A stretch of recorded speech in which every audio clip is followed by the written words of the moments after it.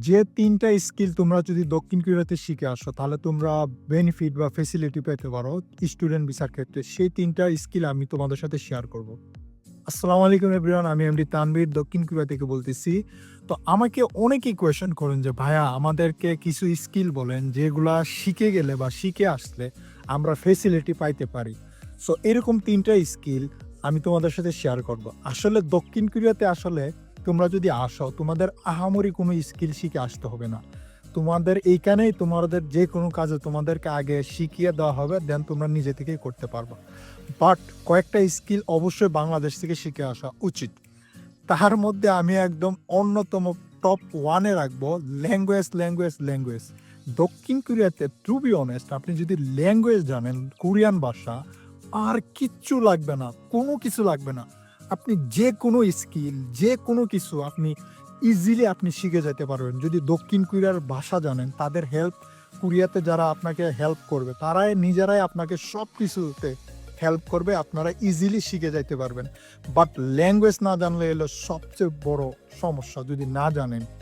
তো অবশ্যই ল্যাঙ্গুয়েজ একটা স্কিল, এটা শিখে আসার আমি বলবো সবচেয়ে মোস্ট পাওয়ারফুল স্কিল যেটা কোরিয়াতে। যারা ল্যাঙ্গুয়েজ জানে তাদের সবচেয়ে বেশি ফেসিলিটি দক্ষিণ কোরিয়াতে। এবং ২য় নাম্বার যে স্কিলটা সেটা হলো ভাই ড্রাইভিং। আপনারা অবশ্যই যদি সময় থাকে অবশ্যই ড্রাইভিং শিখে আসবেন। আপনি যদি ড্রাইভিং পারেন তাহলে বিভিন্ন সময় কাজের ক্ষেত্রে আপনার প্রায়োরিটিটা বেশি থাকে ড্রাইভিং যারা জানে। এবং ইন ফিউচারও আপনারা যদি গাড়ি কিনতে চান, দক্ষিণ কোরিয়াতে গাড়ির দাম কিন্তু অনেক কম।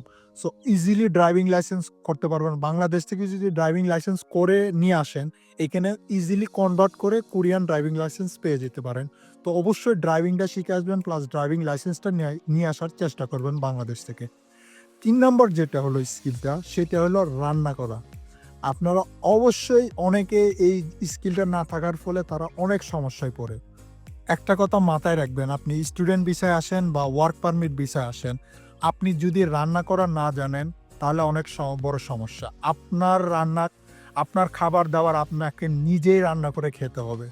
তো অবশ্যই রান্না করাটা শিখে আসা উচিত। অনেক ছেলে-মেয়ে আছে যারা হয়তো রান্না-বান্না করে না। তো তারা এখানে এসে এই জিনিসটা সবচেয়ে বেশি ভোগান্তিতে পড়ে। তো অবশ্যই রান্না করাটা শিখে আসবেন। কারণ এইখানে হালাল রেস্টুরেন্ট খুব কম। কোরিয়ান রেস্টুরেন্ট বেশি, যেগুলা খাবার তোমরা কখনোই খেতে পারবা না। আমি এক গ্যারান্টি দিয়ে বলবো, তোমরা শুরুতে আইসা তোমরা কোনো রেস্টুরেন্টে মানে খাওয়া-দাওয়া করে মানে কখনো তুমি সন্তুষ্টি পাবা না বা কখনোই তুমি অলওয়েজ বাইরে খাওয়া-দাওয়া করতে পারবা না। মেক্সিমাম টাইম তোমাকে নিজে রান্না করে খেতে হবে। তো অবশ্যই তার জন্য মানে আপনি বলবো দক্ষিণ কোরিয়াতে রান্না শিখে আসা সবচেয়ে বেশি মানে প্রায়োরিটি পাবেন। যদি রান্না করা শিখে আসেন, সেক্ষেত্রে আপনার লাইফস্টাইলটা চলাফেরাটা অনেক সহজ হয়ে যাবে। এই ৩ টা স্কিল, বাট আদার যে স্কিল লাইক এই কাজটা শিখে আসতে, রান্নার মধ্যে অবশ্যই আপনি রান্নার যে কাটিংগুলো আছে, পেঁয়াজ কাটা, অনিয়ন কাটা বা আরও যেকোনো কাটাকাটির যে বিষয়টা, এগুলা শিখে আসলে ভালো। সেক্ষেত্রে রেস্টুরেন্টের জবগুলাতে আপনি এক্সপার্ট হবেন খুব দ্রুত। বাট সবচেয়ে বেশি ইম্পোর্টেন্ট হলো বা ল্যাঙ্গুয়েজ শিখে আসেন, আর কিচ্ছু লাগবে না। সুযোগ পেলে ড্রাইভিং শিখে প্লাস ড্রাইভিং লাইসেন্সটা নিয়ে আসবেন। আর কোনো স্কিল দক্ষিণ কোরিয়াতে প্রয়োজন নাই। যেকোনো কাজে যান, ওরা আপনাকে আগে শিখায়া দেন আপনাকে বুঝাই দিবে। ঐরকম কোনো স্কিলের কোনো প্রয়োজন নাই। জাস্ট এই ৩ টা স্কিলই সবচেয়ে বেশি ইম্পোর্টেন্ট দক্ষিণ কোরিয়াতে।